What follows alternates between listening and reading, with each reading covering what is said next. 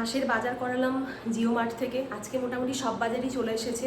ওদের আগের মান্থে ডেলিভারি হচ্ছিল না, মানে ডেলিভারিতে একটা ইস্যু হচ্ছিল বারবার করে, মানে একসঙ্গে 20-25টা প্রোডাক্ট অর্ডার করলে একসঙ্গে আসছিল না, ওটা ক্যান্সেল হয়ে যাচ্ছিলো বারবার করে। ওই 2-3টে করে প্রোডাক্ট আনালে আসতো। তো আগের মাসে খুব ঝামেলা করে আনিয়েছিলাম, আর এই মাসে আনালাম। তো এই মাসে একটা প্রবলেম, যেটা এই যে ছাতুর প্যাকেট থেকে সব ছাতু বাইরে পড়ে গেছে, এটা এরকম ফেটে। যাই হোক, এটা দেখালাম। আপনারা আনালে সাবধানে আনাবেন, বেশি কিছু তো আজকাল আর বলা যায় না সোশ্যাল মিডিয়াতে। মানুষজন ঝাঁপিয়ে চলে আসবে, নইলে বলবে যে পাড়ার দোকান থেকে কেন আপনারা বাজার করেন না, আমাদের মর্জি, আমরা কোথা থেকে বাজার করবো না করবো। যাই হোক, তো এটা বললাম। 2000 years later. খুব সুন্দর লাগছে ক্যাম্পাস এরিয়াটা, ভিড় নেই, কেউ নেই, দারুণ লাগছে।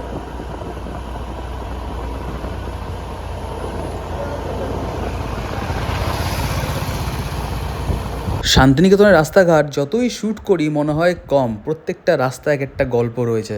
আর এখানে কাচ মন্দিরটা দেখুন কি সুন্দর লাগছে রাতের বেলায়। সেরকম তো ভালো করে ভিডিও করা সম্ভব নয়, যতটা করেছি তাতেই কিন্তু আমার নিজের মন ভরে যাচ্ছে। আশা করছি আপনাদেরও ভালো লাগবে। আমরা কাকিমারদের কাছে, এই যে অনুরাগ স্নান টান করে ফ্রেশ হয়ে চলে এলো।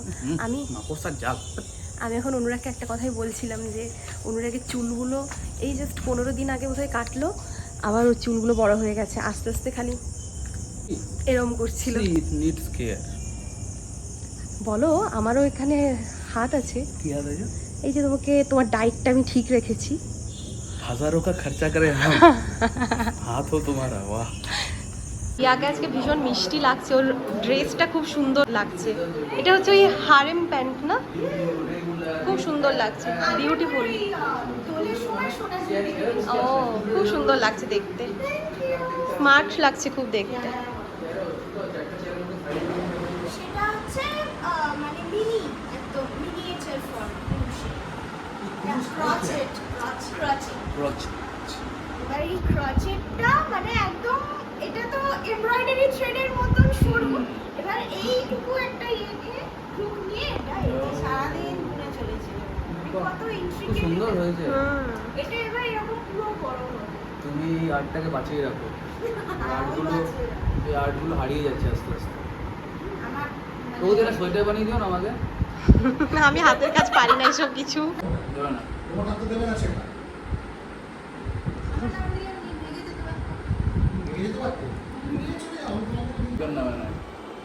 খেতে বসে পড়েছি আমরা।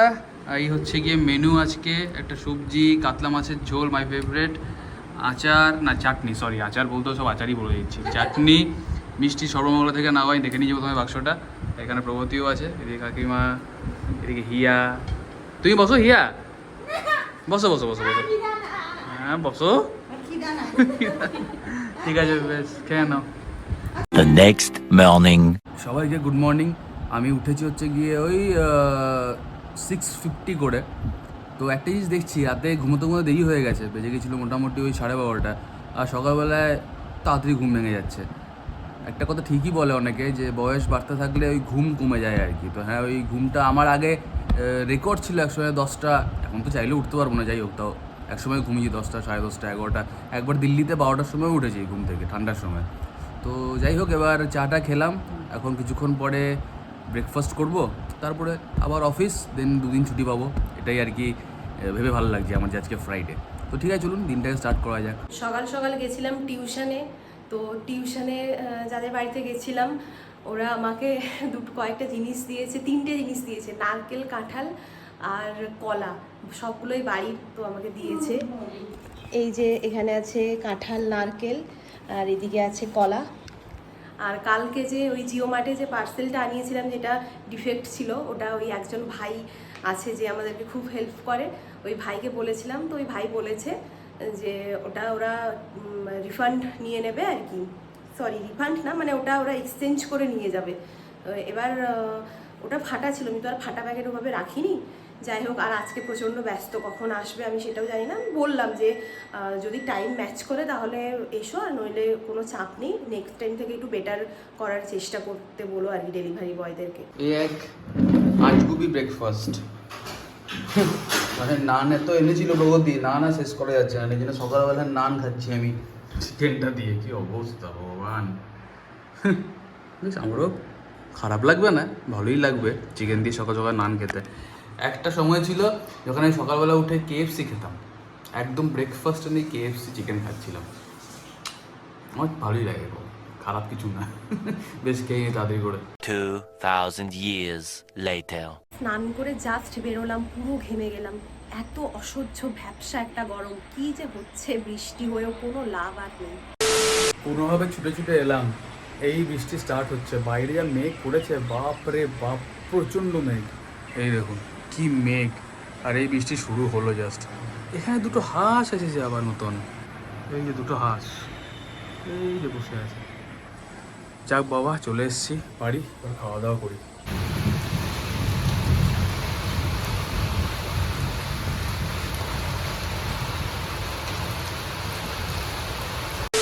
আজকে দুপুরে তো ভালোই বৃষ্টি হলো।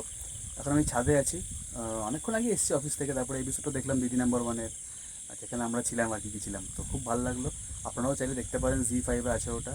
আর এখন এক্সারসাইজ করছি, আজকে ডেল্টয়েড আর শোল্ডার করছি। তো কিছুক্ষণ পর নিচে যাবো, তারপর বাইকটা বাইরেই আছে। আর কিছু না, বাইকটা ভিতরে ভরে দেবো, কালকে তো ছুটি আছে। দেখি বাইকটা যদি ওয়াশ করাতে পারি, 2-3টে কাজ আছে আরও, তো দেখা যাক কী হয় না হয়। আপাতত এক্সারসাইজটা করি, নিচে যাই, ফ্রেশ ট্রেশ হই, বাইক কথা পরে বলছি। আজকের রাতের মেনু সয়াবিন আর অমলেট, আর এখানে কি একটা আলু ছিল, কাশ্মীরি আলুর। এটাই আজকে আমাদের ডিনার। The next morning. ঘুম থেকে উঠেই আমি প্রথমেই বেরিয়ে পড়েছি বাজার করতে। বাজারটা করলাম, প্রশান্ত কাছে গেলাম, মাছ নিলাম, মাছের তেল নেওয়ার ছিল, মাছের ডিমও নিলাম। তারপরে গেছিলাম চিকেন নিতে, আর সেখানেই দেখলাম একজন মাছ বিক্রেতা চিকেন কিনতে এসছে। দিয়ে অনেকেই বলল, দাদা তুমি অন্যদেরকে মাছ বিক্রি করে নিজে চিকেন খাচ্ছ। এটা নিয়ে হাসাহাসি হলো কিছুক্ষণ। সবাইকে গুড মর্নিং। প্রগতি গেছে টিউশন পড়াতে, আমি বাজার টাজার করে চলে এসেছি, একটুখানি ফলও নিলাম। আর দেখি কী করি সারাদিন। আপাতত আজকে ব্লগটা আমি এখানেই এন্ড করবো। আর প্লিজ আপনারা জানাবেন দিদি নাম্বার 1-এর এপিসোডটা কেমন লাগলো। আশা করছি সবার ভালো লেগেছে। আমার তো খুবই ভালো এক্সপিরিয়েন্স, আমার দারুণ লেগেছে শোটা। তো চলুন আজকে ব্লগটা এখানেই এন্ড করলাম। যদি ভালো লেগে থাকে প্লিজ এসে কমেন্ট ফলো করবো, টকে বিষয় করতে ফলো করতে লাইক করতে কমেন্ট আমাদের কেমন লাগছে। দেখা হচ্ছে কালকে। চলুন tata, bye bye, have a great weekend.